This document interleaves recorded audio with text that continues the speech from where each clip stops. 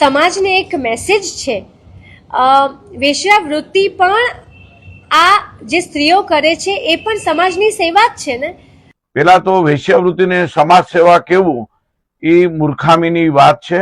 લોકોને ગુમરાહ કરનાર, લોકોને બીજા દિશા તરફ લઈ જનારી અને આવી પ્રવૃત્તિને પ્રોત્સાહન આપવાની વાત છે, જે સમાજમાં કદી ચાલી ન શકે. વિજ્ઞાન જાથા વેશ્યાવૃત્તિને સમાજ સેવા કહેવાના વાતને વખોડે છે અને એની નિંદા કરે છે.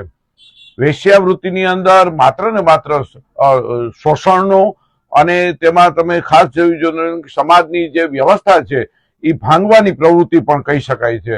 જ્યારે સમાજ સેવાનું એક બંધારણ હોય છે, નૈતિકતા હોય છે, રાષ્ટ્રને સમાજને સમર્પિત હોય છે અને એમાં પરોપકારની ભાવના અને માનવતાવાદને વિશ્વસનીયતા હોય છે.